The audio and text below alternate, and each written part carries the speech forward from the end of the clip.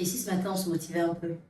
J'ai vu que beaucoup de personnes ont adoré la vidéo où je parlais de quand j'avais 15 ans et j'ai eu de bons retours. J'ai même eu des gens qui, à partir de cette vidéo, ont dit qu'ils ont tenté l'expérience de poser une action et ils ont vu que c'était rien d'extraordinaire. Par la grâce de Dieu, ça leur donne la force de faire mieux. Je suis très contente. Le but de ces vidéos, c'est justement le fait que ça suscite en vous quelque chose de spécial pour que vous puissiez vous évaluer et comprendre que vous valez de l'or et que rien ni personne ne doit vous faire douter de qui vous êtes. Je vais vous parler d'une autre expérience par rapport à la motivation. C'est très important. J'étais en classe de CM2. Je fréquentais l'école des Sœurs Saint-Antoine de Padoue à Grand-Bassam. Les gens connaissent Kanda Kitoko, je sais que ça tu connais. Il y a d'autres personnes aussi qui sont connectées sur les réseaux, qui savent, on était dans la même classe. Peut-être que vous allez vous reconnaître. Et il y avait la fête de fin d'année, on était en classe de CM2, donc on préparait notre entrée en sixième. Mais il fallait faire la fête de fin d'année à l'école. Et mon maître de CM2, Monsieur Patrice, je ne sais pas où il se trouve, j'ai oublié son nom de famille, sinon logiquement, on ne va pas Monsieur devant un prénom. Mais c'est comme ça que je peux l'appeler aujourd'hui, Monsieur Patrice. On faisait la mise en place et puis il a dit, c'est toi qui vas animer. Je dis comment? Il dit, c'est toi qui vas animer. Les parents seront assis là, les élèves seront là, les sœurs seront, parce que j'étais une école catholique, les sœurs seront là et toi tu vas animer. Je dis, mais monsieur, je n'ai jamais animé. Moi, je ne sais pas animer. Moi, je sais parler avec camarades. Il sait parler, lui, mais je ne sais pas animer. Il dit, tu vas animer comme tu parles avec tes camarades. Je dis, non, je ne peux pas. Mais mon maître était, disons, autoritaire. Il savait se faire respecter. Et j'étais tellement nulle en maths que c'est comme si je ne pouvais pas dire non.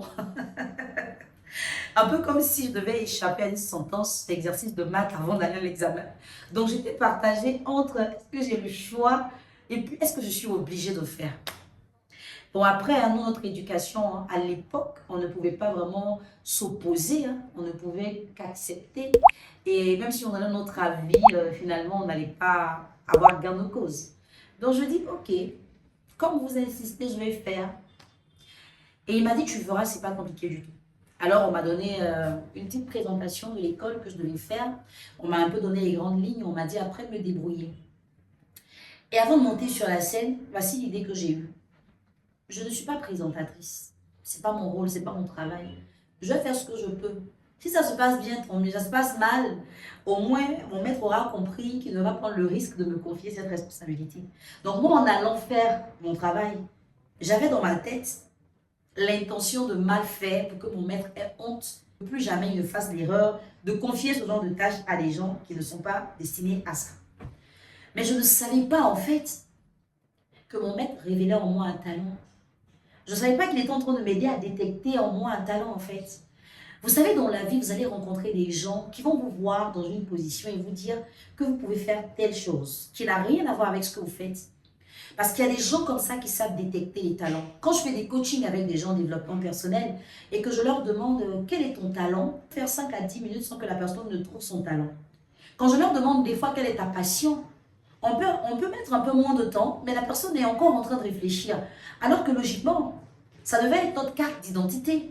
Tel que tu peux donner ton nom, ton âge, ta date de naissance, c'est comme ça que tu devrais pouvoir parler de ton talent, de ta passion. Mais pourquoi est-ce qu'on n'arrive pas à le faire? Parce qu'on n'a pas été habitué à entrer en nous pour savoir qu'est-ce qu'on a à l'intérieur. On a été habitué à tout ce qui est superficiel, donc on observe juste ce qu'on voit et ce que les gens disent, mais nous, on ne cherche pas à savoir. Et il y a des gens dans votre environnement, dans votre entourage, que vous rencontrez et qui vous orientent sur une piste, et c'est la bonne. Il suffit juste de croire, d'essayer. Vous allez voir que, en fait, je perdais le temps dans tout ça pour rien. Ma mission, c'est ça. C'est ça, en fait, ma vocation. Et moi, on va dire que quand je suis devenue animatrice des années après, ça a commencé quand j'étais en classe de CM2. Donc je monte sur le podium, je regarde les parents et puis je me dis, bon, je vais faire ce que j'ai à faire. Je n'avais pas compris que le naturel était ce qu'il fallait avoir de mieux quand on veut faire l'animation. Je n'avais pas compris que la voix naturelle était celle-là qui pouvait mieux séduire que la voix qu'on voulait créer, s'inventer ou s'approprier. Mon maître avait reconnu en moi un talent, il savait que j'avais une voix qui pouvait parler et qui portait par rapport peut-être aux autres élèves de ma classe. Mais moi, je voyais cela comme quelque chose de basique et je me disais que pour animer, il fallait que j'ai une voix extraordinaire. Mais il fallait simplement bien parler français, savoir faire des pauses quand il faut, avoir l'intonation qu'il faut par rapport au message que je porte et pouvoir conquérir mon public et le maintenir captivé sur moi. Et j'ai réussi à le faire. Contre mes attentes personnelles, j'ai réussi. Je ne tenais pas contre toute attente parce que lui, il croyait en moi, moi, je ne croyais pas en moi. Donc, ce n'est pas contre toute attente, c'est contre moi, mes attentes, j'ai réussi à le faire. Et quand j'ai pris le micro et que j'ai commencé à animer, les parents me regardaient avec les yeux comme ça. Et voici le feedback qui m'a fait comprendre que, ouais, tu es en train de faire un truc bien, allez, vas-y, continue. Il faut que vous envoyiez ce feedback assez souvent à des gens.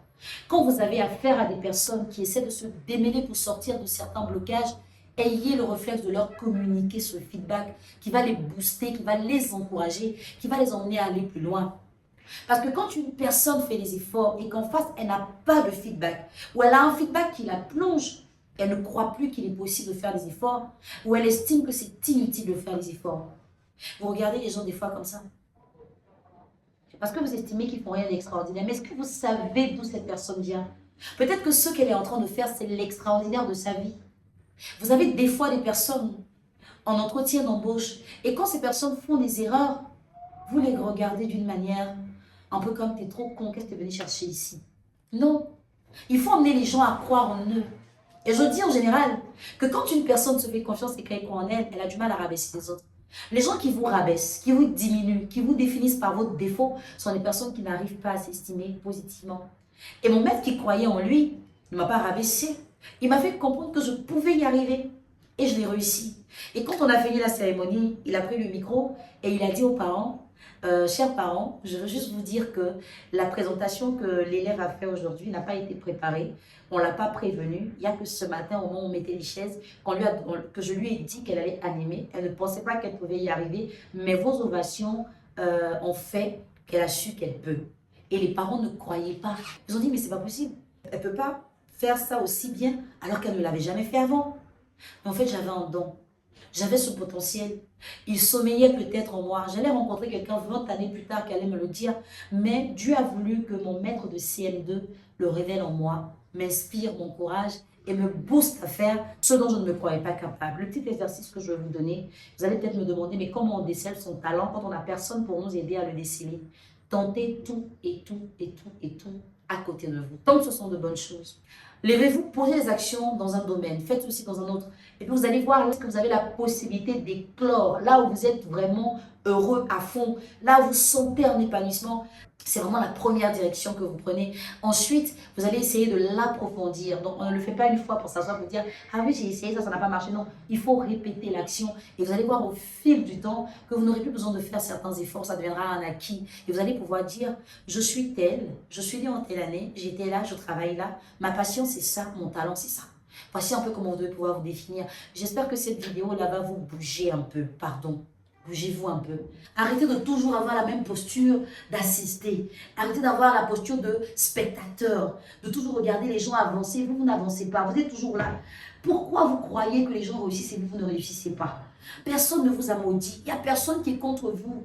Il n'y a personne qui est contre vous. Vous êtes vous-même contre vous parce que vous ne croyez pas. Vous ne faites pas l'effort de vous challenger. Et qui est? On peut faire ça.